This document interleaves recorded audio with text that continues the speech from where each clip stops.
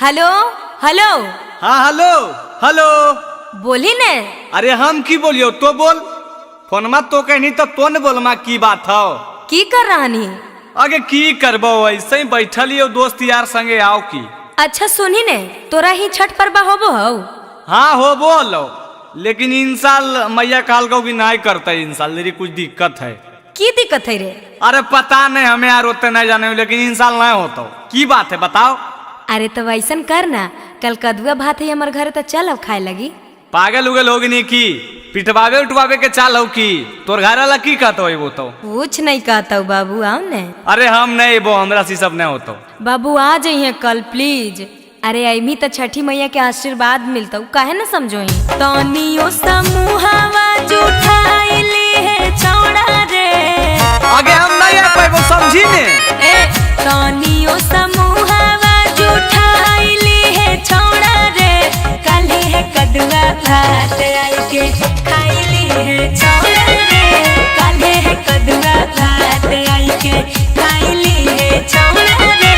काले है कदुआ भात के हक छौड़ा मैया तोर सवाल कर दो छौड़ी गे।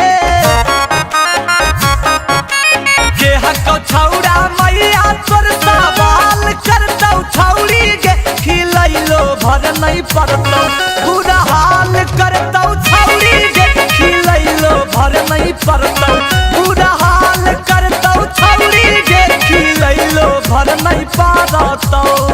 अरे तो काहे ऐसा सोचो रे? ऐसा बात नहीं है बाबू, तो आ जाओ, तू चिंता नहीं कर, कुछ नहीं हो। तो आगे हमरा सुने माबो कि तोर मैया बड़ी लड़ाकी न हो, भले ने हो जाए छोटवा पकड़ के मारो लगलो तो की करबे? तब तो नहीं जानो ही की करियो अपने से बड़ाई। अरे छौड़ा हो गई बड़ी सीधा हमर मैया रे छौड़ा। तब गोतीबा घर से के लड़ो तो घर आंगे। अरे वो तो हमार चचिया है, तू नहीं समझो। लाजी बड़ी लगतई हमारा घर तोड़ जाए में। बरबा के दिन सबके सोचा हमारा खाए में। भोरे भोरे उठ के नहाइली है छौड़ा रे। भोरे भोरे उठ के नहाइली है छौड़ा रे। काले है कदुआ भात आई के खाइली है छौड़ा रे। काले है कदुआ भात आई के खाइली है छौड़ा रे। काले है कदुआ भात।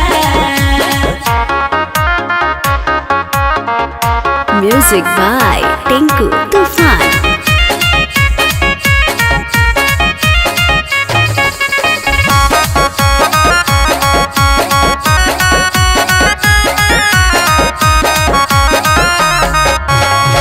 कहियो बिचैबै हम जरूर तोर बात में।